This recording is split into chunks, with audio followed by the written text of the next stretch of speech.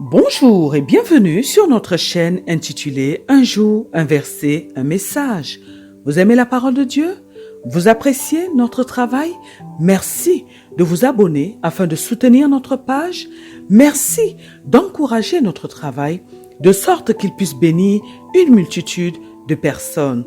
Que Dieu vous bénisse. Notre passage de ce jour est tiré du livre d'Ecclésiaste, chapitre 4, verset 12. La Bible nous dit: et si quelqu'un est plus fort qu'un seul, les deux peuvent lui résister, et la corde à 3 fils ne se rompt pas facilement. Dans le passage d'aujourd'hui, notre Dieu parle au couple de l'importance d'être à plusieurs, de l'importance d'être à 2 plutôt que seul, pour faire face aux difficultés de la vie, pour faire face aux épreuves, pour faire face à tout ce qui peut nous résister. En principe, ce passage ne s'adresse pas uniquement aux couples, mais aux hommes en général, car il vaut mieux être à plusieurs dans la vie pour bâtir plus solidement, plus rapidement qu'en étant seul. À plusieurs, chacun peut apporter ce que Dieu lui a donné comme capacité, comme don, comme talent. Mais seul, on est limité et on ne comprend pas forcément toutes choses. Notre Dieu nous dit également à travers ce passage que la corde à 3 fils ne se rompt pas facilement. Le Seigneur nous dit que lorsque nous l'impliquons dans notre mariage, au sein du couple, au sein du foyer, alors nous pouvons être sûrs que ce foyer ne s'écroulera pas. Nous pouvons être sûrs que ce couple ne sera pas brisé. Nous pouvons être sûrs que ce mariage ne peut pas se rompre facilement. Nous sommes aujourd'hui dans le livre d'Ecclésiaste, chapitre 4. Le livre d'Ecclésiaste a été écrit par le roi Salomon, un homme d'une très grande sagesse, un homme qui était réputé pour sa sagesse et pour l'immensité de ses richesses. Le roi Salomon a écrit d'autres livres de la Bible, comme le livre des Proverbes, comme le livre des Cantiques et quelques passages au niveau des psaumes. Les psaumes dont l'écriture est attribuée au père du roi Salomon, au roi David. Le livre d'Ecclésiaste est un livre d'opinion. Le discours de l'Ecclésiaste, donc du roi Salomon, Ecclésiaste qui signifie prédicateur, qui signifie enseignant. Donc, le discours de l'Ecclésiaste du roi Salomon fait état de l'insatisfaction inévitable de celui qui cherche le bonheur dans le monde présent. Et ce livre donne l'occasion aux chrétiens de voir le monde par les yeux d'une personne qui, bien que très sage, a essayé de trouver un sens, de donner un sens à sa vie, de trouver un sens à sa vie dans des choses humaines et dans des choses temporaires. Et l'Ecclésiaste s'intéresse à presque toutes les formes de plaisir terrestre. Il a expérimenté toutes sortes de plaisirs terrestres sans trouver de sens à aucun de ces plaisirs, à aucune de ces choses dont il a fait l'expérience. Enfin, l'Ecclésiaste est arrivé à la conclusion que la foi en Dieu est la seule manière de trouver un véritable sens, de donner un véritable sens à sa vie, de trouver un véritable sens pour sa vie. Et donc, il a décidé d'accepter le fait que la vie est courte et qu'elle n'a aucune valeur sans Dieu. Et l'Ecclésiaste a donc décidé d'accepter le fait que la vie est courte et qu'elle n'a aucune valeur sans Dieu. Et il conseille donc au lecteur de se concentrer sur Dieu qui est éternel au lieu de se concentrer sur les plaisirs temporaires de la vie. Et l'Ecclésiaste, à travers ce livre d'Ecclésiaste, à travers ses écrits, permet donc aux chrétiens de comprendre le vide et le désespoir de ceux qui ne connaissent pas Dieu, ceux qui n'ont pas fait l'expérience de la foi en Christ, Christ qui sauve, et que ces personnes-là donc vivent une vie vide de sens, et une vie qui prendra fin tôt ou tard. Et donc, il nous fait comprendre que s'il n'y a pas de salut, s'il n'y a pas de Dieu, alors non seulement la vie n'a pas de sens, mais elle n'offre pas non plus de direction. Et l'expression qu'il utilise donc lorsqu'il dit sous le soleil, donc en dehors de Dieu, en fait, il veut dire qu'en dehors de Dieu, en fait, cette expression est en fait cruelle en fait. Et en fait, sans Dieu, la vie est vide, la vie est cruelle, la vie est injuste, la vie est brève. La vie est vide de sens et c'est donc ce qu'il essaye de faire comprendre donc au lecteur. Mais il nous explique qu'avec Jésus-Christ, la vie n'est qu'une ombre de la gloire à venir au ciel, cette gloire qui est accessible par Jésus-Christ. Et aujourd'hui, nous allons donc étudier les recommandations que le Seigneur nous donne à travers donc les écrits de l'Ecclésiaste, à travers les écrits du roi Salomon. Dans le passage d'hier, qui était tiré du livre de 1 Pierre, chapitre 3, le verset 7, le Seigneur demandait à l'homme d'être compréhensif envers sa femme. Et nous avons dit que l'homme doit étudier sa femme et qu'il doit bien la connaître. Nous avons dit qu'il doit connaître la manière dont elle a grandi, la manière dont elle a été élevée, qu'il doit connaître les blessures qu'elle a eues, ses expériences qu'elle a vécues et sur son parcours. Et nous avons dit que l'homme doit parfaitement connaître sa femme, ce qui va l'aider à mieux la comprendre, à être compréhensif envers elle. Nous avons dit que l'homme doit poser la question à sa femme lorsqu'elle fait quelque chose de déplacé, lorsqu'elle fait quelque chose qui n'est pas dans la norme.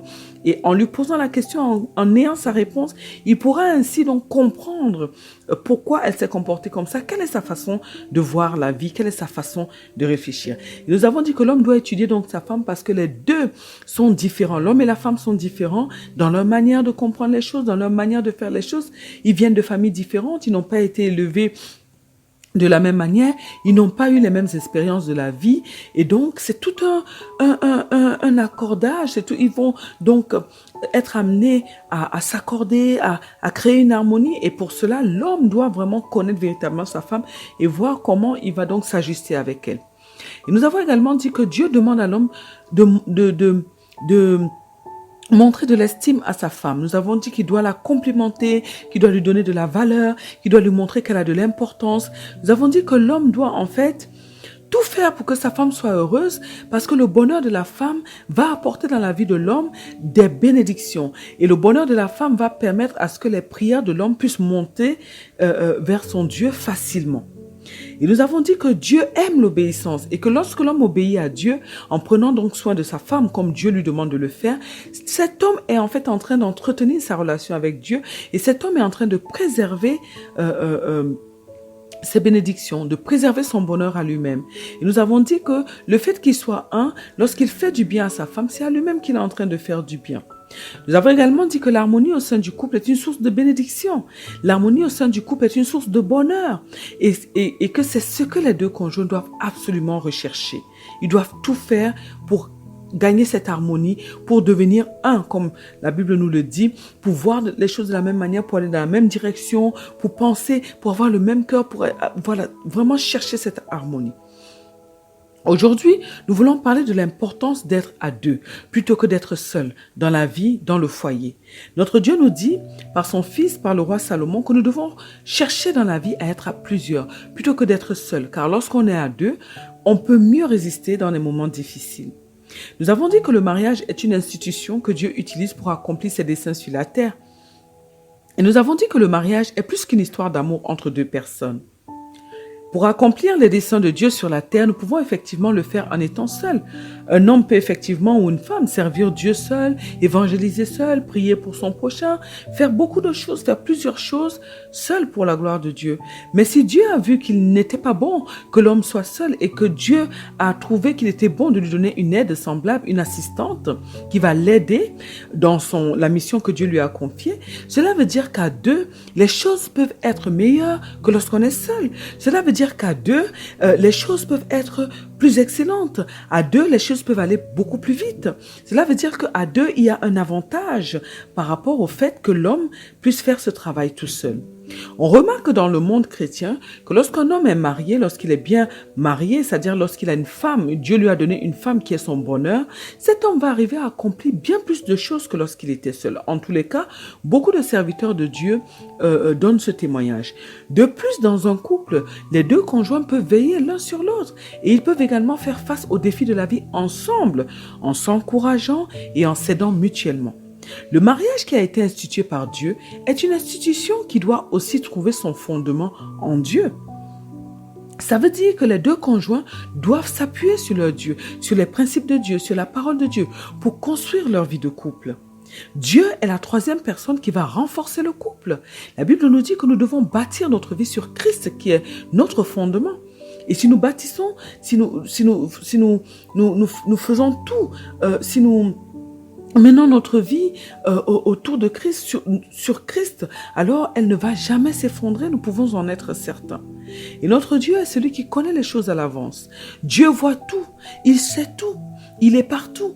Et lorsque nous basons notre vie sur notre Dieu, lorsque nous lui faisons entièrement confiance, notre Dieu va nous conduire par son Esprit Saint et il fera en sorte que nous ne puissions pas du tout avoir des échecs. Et nous avons un exemple de la Bible, d'une personne dans la Bible qui est vraiment une référence, c'est le roi David. Parce que lorsqu'on parcourt son histoire, on se rend compte qu'il s'abandonnait vraiment à Dieu, il consultait Dieu avant de faire quoi que ce soit. Et le jour où le roi David a décidé de poser un acte sans aller prier, il était dans la faiblesse et il a commis l'irréparable. Donc, c'est très important de pouvoir faire confiance à Dieu et de pouvoir, au sein du couple, toujours se référer à Dieu avant de prendre des décisions parce que Dieu voit plus loin. Dieu connaît demain. Dieu sait ce qui va arriver. Il est au courant des choses que nous-mêmes, nous ne savons pas. Et il va donc être celui qui va gérer notre vie. Il nous préviendra de tout ce qui est devant nous. Il fera en sorte que nos difficultés ne nous submergent pas. Car la Bible nous dit bien, ce n'est ni par notre force ni par la puissance, mais c'est par le Saint-Esprit de Dieu. Cela veut dire que c'est le Saint-Esprit qui nous renouvelle nos forces. Lorsque nous dormons la nuit, Dieu restaure, Dieu renouvelle nos forces. Et lorsque nous réveillons le matin, il nous a renouvelés dans la nuit et nous avons assez de force. Il nous donne assez de force pour repasser une autre journée, pour rebâtir des choses durant cette journée-là. Donc, ce n'est pas par notre propre force, nous devons vraiment dépendre complètement de Dieu, dépendre complètement du Saint-Esprit. Le mariage est beaucoup combattu et les conjoints peuvent rencontrer toutes sortes de problèmes. Nous avons vu des mariages où l'un des conjoints a été malade, gravement malade. Il a fallu que l'autre affronte cela. Il y a des mariages où il y a une tierce personne qui vient s'insérer pour créer la division. Il y a tellement de choses qui peuvent arriver dans un mariage. Il peut y avoir des problèmes financiers, toutes sortes de problèmes. Alors, les conjoints doivent pouvoir compter l'un sur l'autre. Et c'est la raison pour laquelle ils doivent tous les deux s'appuyer sur Dieu. Parce que Dieu, rien n'est impossible à Dieu, comme nous dit la parole de Dieu. Et rien n'est impossible à celui qui croit en Dieu. Ça veut dire que si nous avons la ferme assurance en notre Dieu, aucun problème ne pourra jamais nous dépasser. Ni un problème de maladie, ni un problème quelconque. Parce qu'avec Dieu, tout est possible. Et avec la puissance de Dieu, tout est possible. Et les conjoints doivent donc faire en sorte d'être en parfaite harmonie parce qu'il ne s'agit pas juste d'être à deux. Lorsque l'Éternel parle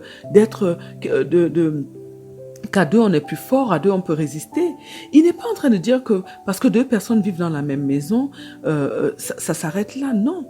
C'est le fait d'être en parfaite harmonie qui va rendre le couple victorieux dans tous les combats.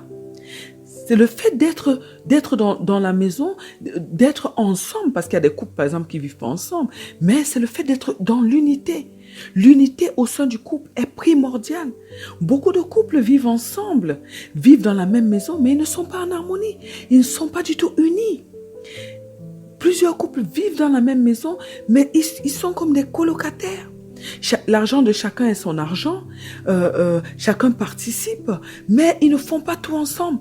Ils ne voient pas tout ils n'ont pas la même vision des choses. Ils ne mettent pas tout, ils ne font pas tout comme une seule personne. Et ce n'est pas du tout ce que Dieu demande aux conjoints, parce que le Saint-Esprit de Dieu n'est plus avec eux en fait, lorsqu'ils sont dans ces conditions-là. Ne nous trompons pas, ne nous trompons pas nous-mêmes. Lorsque deux personnes vivent ensemble et disent qu'ils sont mariés, mais qu'ils ne sont pas unis, ils ne sont pas en harmonie, l'Esprit de Dieu n'est pas au milieu d'eux. Parce que Dieu est un Dieu d'union, Dieu est un Dieu d'unité. C'est pour ça qu'il le demande, même au sein de l'Église, qui est l'épouse de Christ. Dieu demande l'union, Dieu demande l'unité, parce que l'unité a une puissance. Et lorsque l'unité règne au milieu de deux personnes, nous allons le voir, la Bible nous le dit, si deux personnes se mettent d'accord pour demander, ils vont obtenir ce qu'ils demandent. Et l'unité, c'est le fait d'avoir un cœur sincère l'un envers l'autre. C'est le fait que les cœurs des deux conjoints soient en accord, qu'il n'y ait pas dans leur cœur des rancunes, du manque de pardon, des pensées mauvaises, l'un vis-à-vis de l'autre. Il ne faut même pas qu'il y ait ne serait-ce qu'une trace de cela. Tout doit être limpide. Le cœur de l'autre vis-à-vis, le cœur des conjoints, les uns vis-à-vis des autres, doit être un cœur qui ne souhaite que le bien de l'autre, qui ne veut que le bonheur de l'autre, qui ne souhaite que de lui faire du bien. Et l'unité, c'est le fait que les deux cœurs sont purs et qu'il n'y a aucun mauvais sentiment dans les cœurs. Et les cœurs des deux conjoints doivent être remplis du même amour.